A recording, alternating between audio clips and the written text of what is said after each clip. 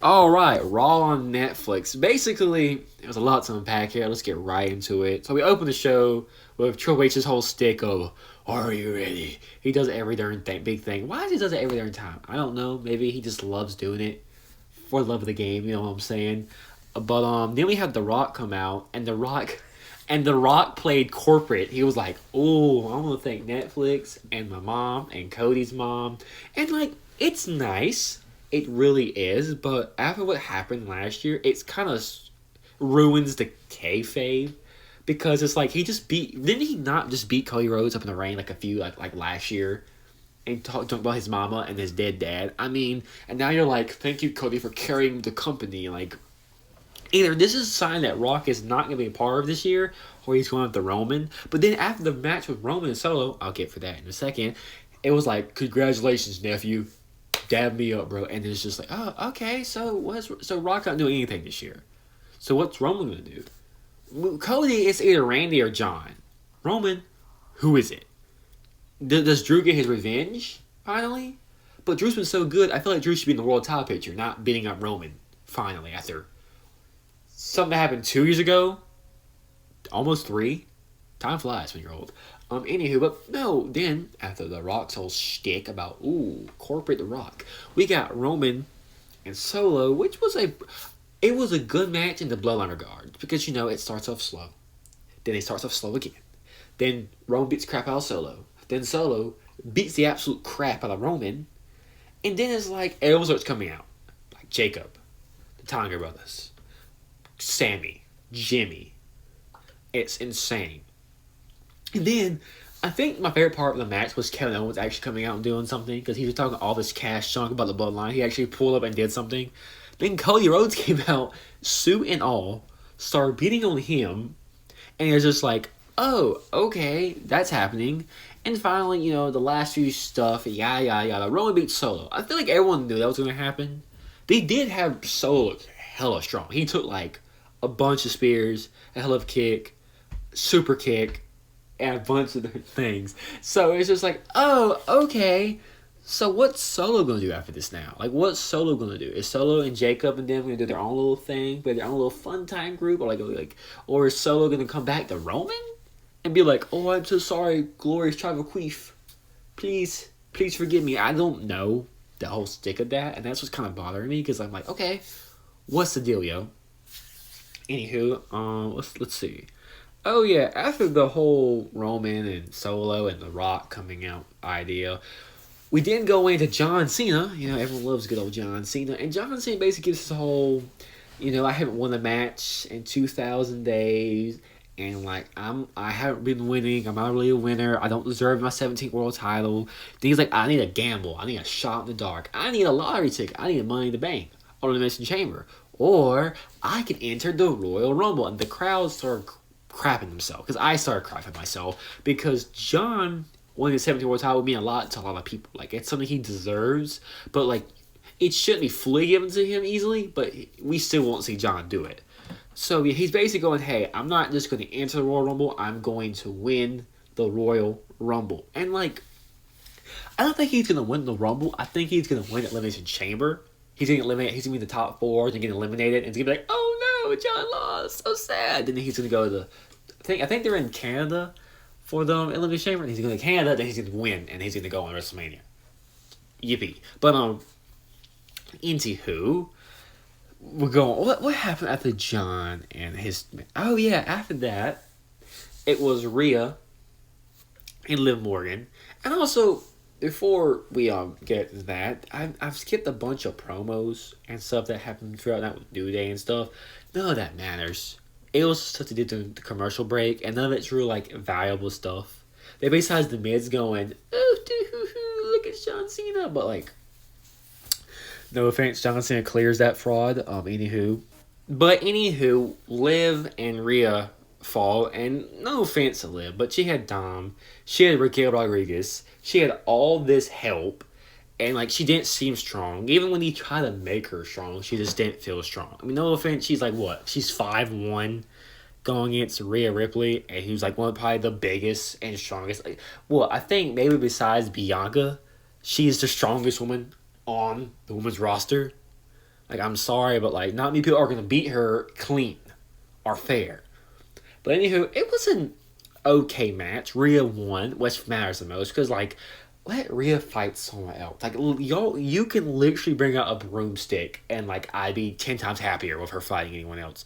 Dude, you could literally put a wig on Biggie and let her fight her, and like that will be 10 times more entertaining than her and Liv. And I know a lot of Liv fans on Twitter just are going, but Liv deserve better. No, she don't. Liv's overrated. Anywho, other side of the story. Also, Rhea kicked Dom in the nuts. That was beautiful. Also, can Dom actually be serious this year? I get he's a comedy act, but like, I'm sick and tired of him being in a love story or in the Timu Judgment Day. I mean, like, his whole stick is like, oh, Ray's deadbeat dad, my dad, Eddie Guerrero. Let him act like Aiden. Let him be a cheater, a stealer, a player, not some, I'm with Timu Judgment Day, and we are taking over Raw. And like, and also his love stick with Liv is actually really annoying. At least with like Rhea, it was Rhea Bloody Ripper, but like with Liv, it's Liv Morgan. Not doing anything for me. Maybe I'm just deep down just a big Liv hater. I don't know. So yeah. Anywho, also, the American Badass Undertaker came out to celebrate with Rhea Ripley. That was random, but it's always nice seeing Undertaker. I love seeing Undertaker. So yeah. Bravo, clapping my hands for him. Anywho, there was some more awesome, totally not unnecessary backstage segments that wasn't boring. Also, Travis Scott was smoking a blunt. Then Travis Scott came out smoking a blunt. Then Jey Uso came out. They yeeted all over the place. Pat was meeting. Michael Cole was yeeting. Everyone was yeeting. This is really awful jokes. Then Drew came out. I love that guy. But also, why did Drew lose? Wasn't his whole sick on beating up the bloodline and then he lost in a roll-up pin?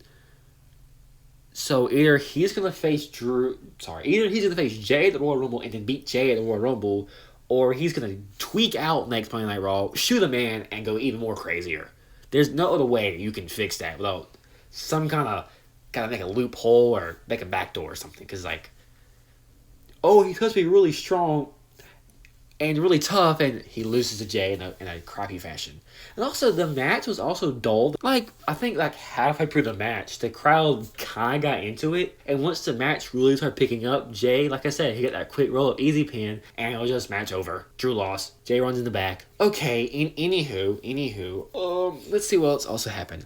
Oh, yes, after that, more. Oh, Mr. Hulk Jabroni Hogan's, he came out, and the crowd booed him. And it was honestly sad. I don't like Hulk Hogan's. And I'm not gonna sit here and defend him because he sucks. But I felt so bad for him. Can you imagine coming out and going, "Oh, look at me, guys, it's me, Mr. Hulk Hogan," and I was like, "Please kill yourself. Please get out of here. Please go home to whatever family you got left. Leave us alone." Like, that's diabolical. Like, dude, I know Macho Man was smiling ear to ear in heaven because he's like, haha, suck a jabroni. And so is Iron Sheik. But anywho, Hulk Hogan's boo that man. Okay, back to the real importance of this. That is CM Punk versus Seth Rollins. We're getting a trilogy. I don't care what anyone says. Oh, it's a one and done deal. Seth was too angry. If you look at Seth, that man was mad. That man wanted to kill that man. Like, he was gonna pop up and just strangle Punk live television. No lie. So, excuse me. But no, Punk and Seth are getting a trilogy. I don't know how they're going to do it, when they're going to do it, but they're going to do it. Good match. It started off kind of slow, but that makes sense because he was trying to slow burn it up. And also, Seth is turning heel. Full-blown red attire, full-blown red entrance. He was talking cash junk to Punk the entire match. You could hear clearly through the mics and stuff, talking a lot. And I mean a lot. A trash to him. So that says enough right there. We're getting a heel Seth Rollins. We're getting a evil laughing Seth Rollins again, which I'm not complaining. I like heel Seth is probably best Seth deep down. But Punk won. good for Punk. But like, if this is a one and done deal, if this is truly a one and done deal, what are they gonna do next? Is Seth gonna go to Drew, and is that Seth and Drew power thing gonna happen? And for Punk, is he gonna go after Gunther and beat Gunther, or he's gonna have to earn a shot and face Gunther at WrestleMania? Like, what is the end goal for these two? So many questions. We'll probably get more answers next week. But speaking of next week, the overview, the overall thought process of Monday Night Raw going on Netflix, pretty good. The commercial breaks are okay. Their backstage segments and stuff, promos, kind of like Saturday Night Live main event. We got a bunch. We got like 4 or 5 matches already for next week announced. A bunch of other things happening. Pretty hype, honestly. But my only problem with this, you have suppose you could go with a 4-hour-long wrestling show, and you're only having 4 matches. And there's a lot of people that go, well, it is entertainment. It's wrestling. The entertainment is the wrestlers that wrestle. Like, I get it.